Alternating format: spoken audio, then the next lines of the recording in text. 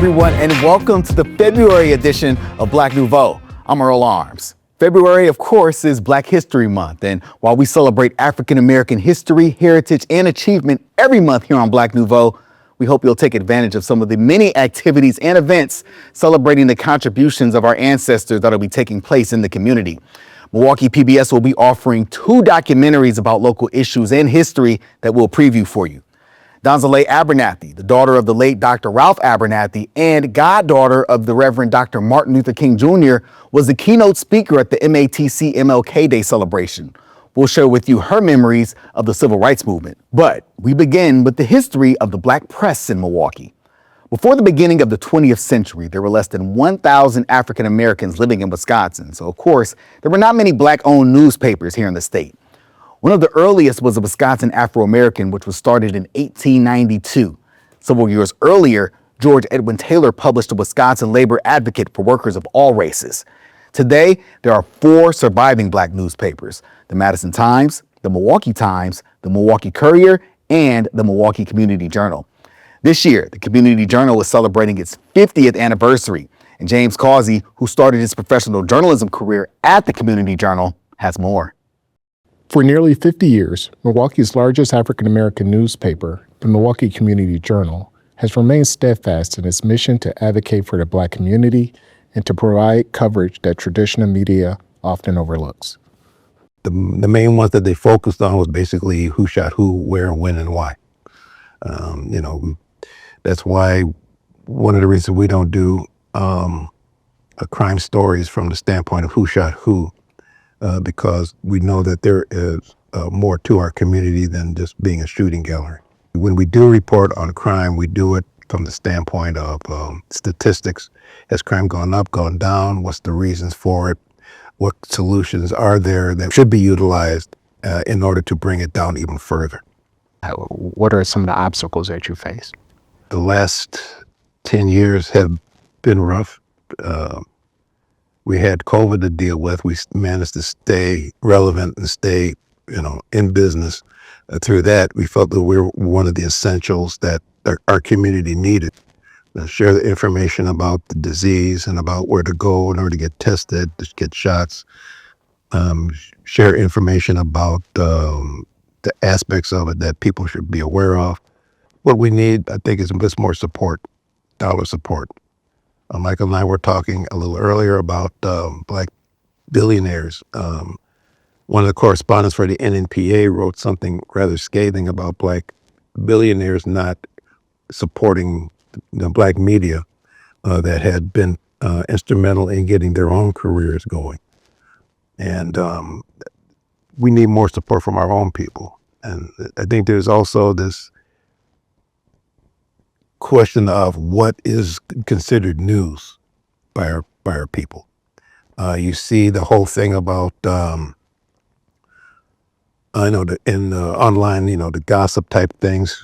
He said, she said, and people fighting and arguing and holding beef and stuff like that.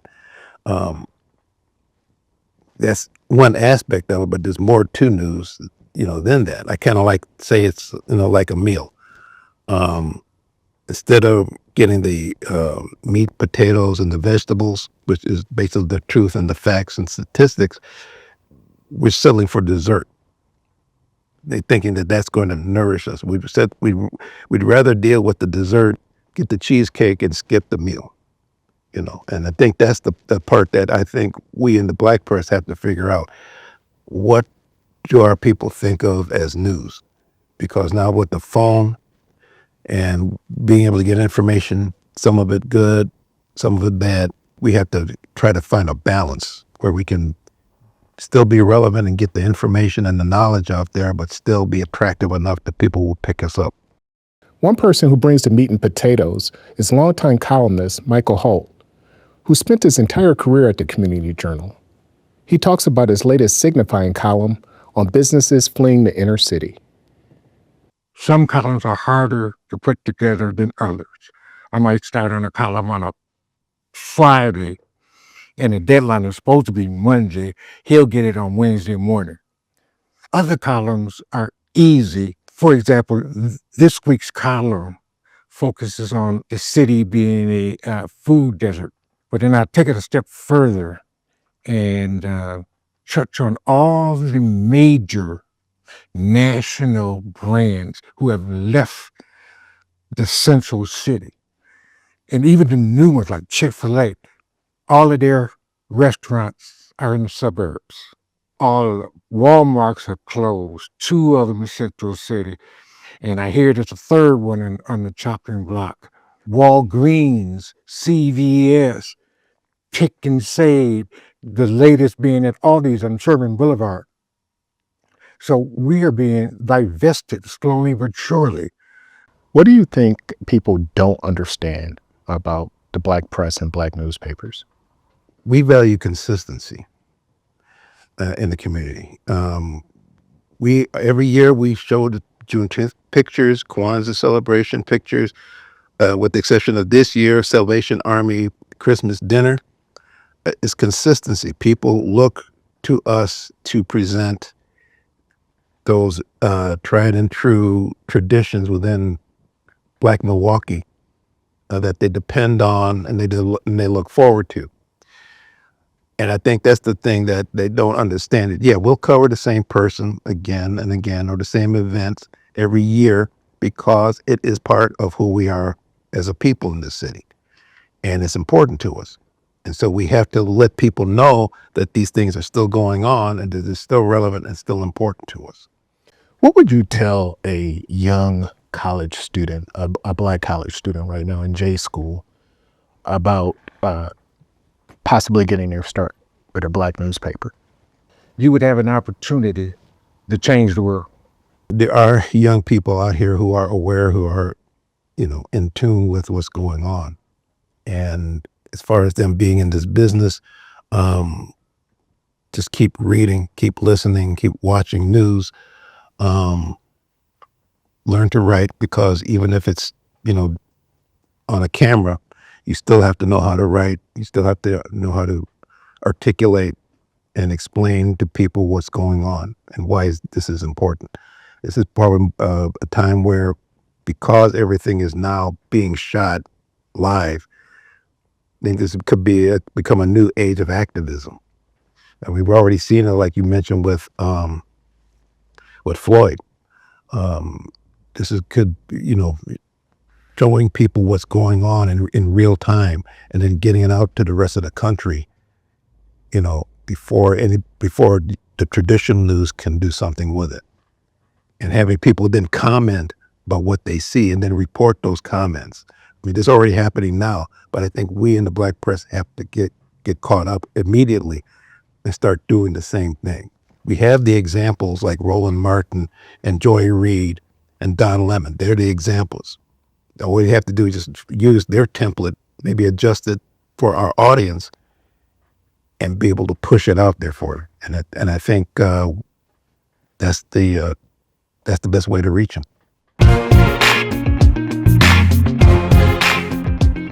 Kids who are hungry can't learn. Kids who've experienced violence every day, they're not going to be able to come in and concentrate on math. I'm trying to rescue as many children as I can.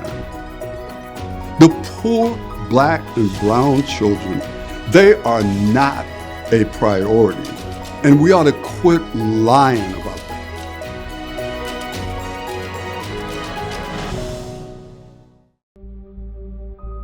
She was born enslaved in St. Louis, Missouri, as the property of her grandfather, a white male in 1826. She was an octoroon, so she was an eighth Black. She was blue-eyed, fair skin, high cheekbone. But she kept hearing these tales of freedom because the family she was born into was Revolutionary War. So in 1843, 4th of July comes, this Revolutionary War family is celebrating freedom and left her home to wash the paints. Before they left, she asked a question, I've got a friend that's sick, and while the family's, I'll go down and visit my friend. And she went down and told her friend she was leaving. I'm out of here. So she walked to the ferry dock and literally bought a ticket. And she just kind of melded into what was going on the ferry boat that would take her to Galena, that's further down the river. It's there that she got off and bought a ticket to the stagecoach, to the furthest place that she could figure out that she thought she'd be safe. And it ended up being Milwaukee. When she arrived a couple weeks later, she had a $600 tag on her head.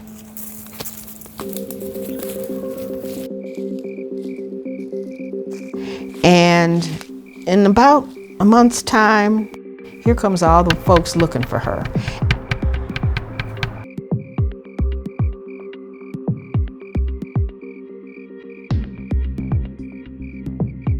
The city of Milwaukee gathered themselves together and said, she is not going back. So when they started knocking door to door, asking people questions, and everybody's like, well, I don't know. I don't know what you're talking about. Aso Finch was a well-known attorney around town. Aso Finch was an abolitionist. Mr. Finch sent someone to go find her and bring her back to him, and then he hid her. In plain sight, as they would say, as the story goes, in a sugar barrel with a lid on it, in the middle of July. And she was hidden there because at the end of the night, Mr. Finch had a plan to take her and get her somewhere safer, which is what he did. They put her on her horseback and took her to Samuel Brown. She was hidden overnight by Deacon Brown till it got daylight, and he decided, well, she obviously can't stay here. So he put her on horseback out to the outskirts, Waukesha, the surrounding areas of Burlington, and they were trying to decide, well, what do we do? So after deciding that the man who was going to do it was Lyman Goodenow, they entrusted her to him. And off they rode. They went around south of Chicago, through Indiana, and then into Detroit, across the river to Windsor. And as it turns out, she had finally made it home.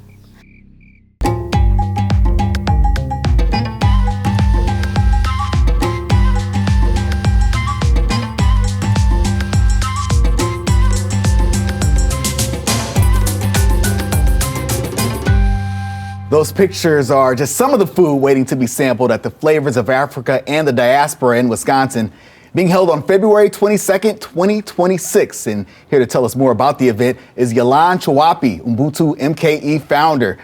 Welcome to Black Nouveau, Yolande. Thanks for coming. Oh, thank you so much for having me, Earl. Absolutely. How are you? I'm doing well. Thank you so much. Talk about this event that you're doing and why it's so important. Flavor of Africa and the Diaspora in Wisconsin is an event that really brings the community together.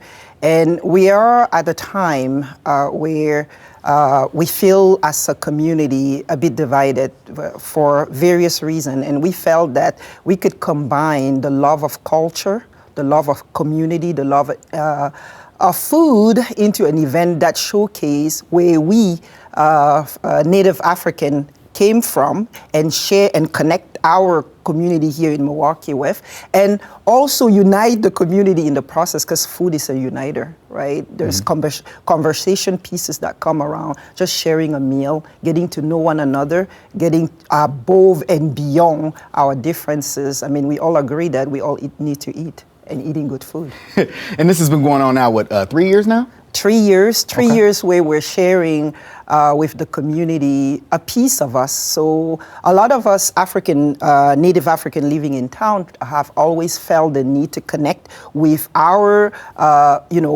brothers and sisters living here. So bridging the gap, called African American, but we're all part of one people. So being able to share with our brothers and sisters where they came from and sharing that culture with them from the perspective of Native, not only connect us as people, but it's also share a lot that I think our brothers and sisters have been trying to really understand the culture, the food, and understand our journey and our story. And that story is not always told from our perspective. So talk about more of this event, what people can expect to see in the time that we have. This is amazing. I mean, this is a one exclusive event in town where you get to sample the food, you get to hear the music, you get to see dances that are native of Africa. So Nigeria, we have the Nigerian masquerade that will be there, the Cameroonian masquerade, and this year we're actually inviting the Kinyarwanda tribe that's going to be performing in Milwaukee for the first time. People get to sample now food of different regions across the African continent, and we added Caribbean and Latin America because we have diaspora in the Caribbean mostly and in Latin America. And if people want to be a part of it, where can they find more information? They can find information on ubuntumke.com, which is our website, or Flavor Africa in the Diaspora, Wisconsin. And we look forward to having everybody there. It's going to be an amazing event. All right, Yolanda, thank you so much for joining us. You're amazing. Thank you for having me.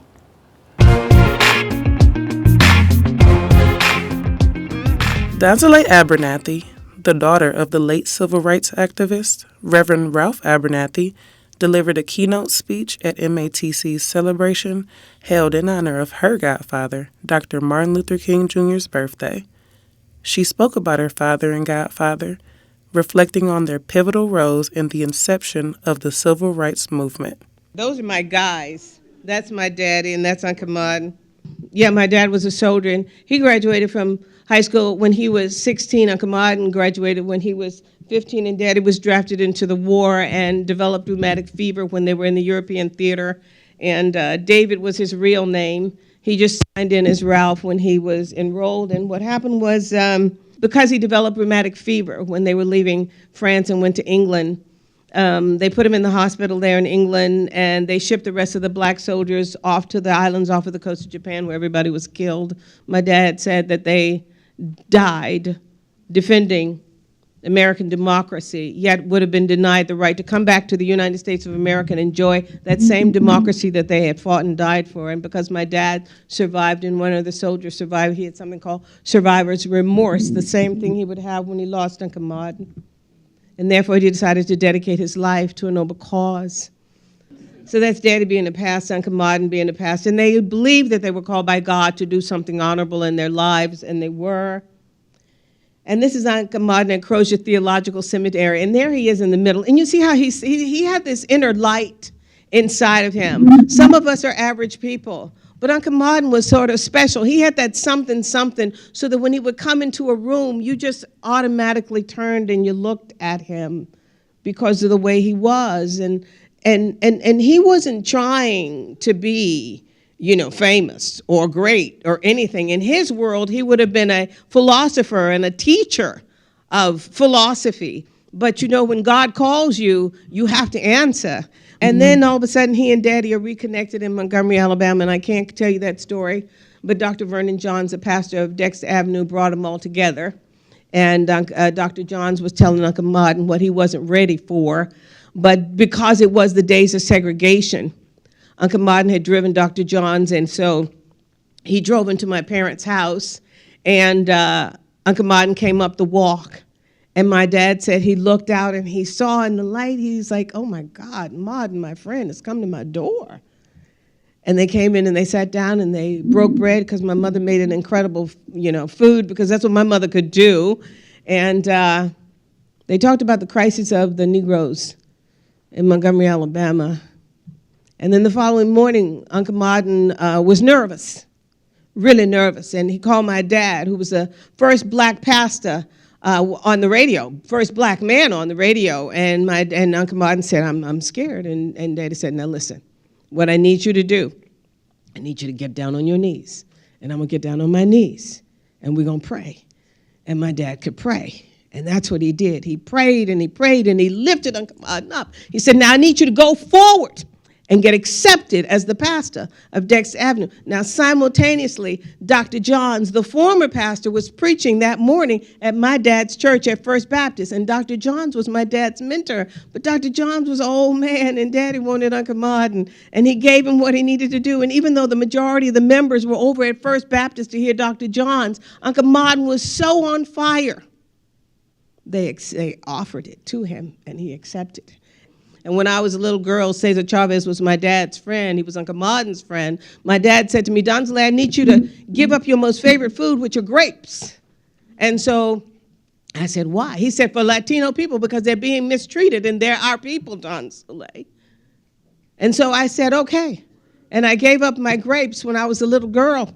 And I didn't eat grapes again until I was close to 40 years of age, because the Latino people weren't being treated fairly, and they weren't getting a fair amount of money working in the fields, because I don't know if you all understand, but in California, we feed America. We give you all of your fresh produce. Maybe you can get your potatoes from Idaho and you can get your oranges from Florida, but the rest of everything else you're going to get from California. That's the world that I grew up in. This is the bus. And it was colored seating from the back. And Rosa was arrested, and Rosa was the secretary of Montgomery NAACP. And my dad was the number 2 man at the NAACP. And E.D. Nixon had to go out of town. He was a Pullman porter. You all know what the Pullman porters were. The older people do. Young people, you all don't know. He's that person that you greet when you're getting on the train. He takes your luggage and directs you to your seat. That's the Pullman porter, and E.D. Nixon was the head of that. Just Asa Philip Randolph, who's responsible for the March on Washington, he was a Pullman porter as well. Anyway, so he had to go out of town. And so he said, Ralph, we got to do something. And my dad said, okay. And this would be my dad's 3rd boycott. And he said to my dad said to E.D. Nixon, do me a favor, I need you to call my friend Martin, who's new in town. And before he could call, Daddy called, and Uncle Martin said, I can't do anything. I'm doing my dissertation. And Daddy's like, no. You're going to come with me. I'll pick you up. You're going to go to these meetings. And so Uncle Martin said, and it wasn't until that 3rd mass meeting that Uncle Martin officially joined them. The following morning, just so you all understand, after Rosa was arrested on December 2nd, my dad issued the call for the creation of the civil rights movement, and that was before the Baptist ministers. And that's the great thing about being a Baptist versus a Methodist. When you're a Methodist, when you're a Baptist, you can run your church, you can do what you need to do. When you're a Methodist, you got to go through the bishop, right? And so they were Baptist ministers, and they was like, this is what we need to do. But it was the women, Joanne Robinson, and the teachers. And my dad at that point had been the dean, he was the outgoing dean of men at Alabama State University, because my dad thought that he was going to spend his whole life in the educational system. But God intervened. And Uncle Martin said these words, there comes a time when people get tired of being trampled over by the iron feet of oppression. There comes a time when people get tired of being pushed out of the glittering sunlight of life's July and are left standing in the piercing chill of an alpine November. You all know what an alpine November is because you live in an alpine November. Work and fight until justice rolls down like water and righteousness like a mighty stream. And with those words, black people took to the streets. 50,000 black people took to the streets for the first time in the history of the United States of America. And just so you understand, like Michelle Obama said, I live in a house that was built by slaves, and I know that they may try and take down part of the East Wing, but the rest of the sucker was built by the hands of my ancestors, black people, slaves. So yes, we've come a long way. Anyway, that's them, Daddy and Uncle Martin and Bayard Rustin, who came down and introduced the idea. And the horrible thing about that is they had to have him leave. The black ministers said he had to leave because he was, openly homosexual. And I think it's wrong to discriminate with somebody because of their the way that God made them. It's not something that you study and decide you're going to be that way. You come into the world that way, and that's just the way you are. And I don't want somebody to love somebody because I think they have to love a certain way. I think they need to be who they are. That's what Daddy and Uncle Martin taught me. Anyway, that's Daddy, and that's him overseeing the crowd, and that's standing room only there, and there you'll see those are women. When you look at that photograph, those are women. Women were the facilitators of change in America, not the men. The black men were scared, but the women were fearless. And women are still fearless. Yes.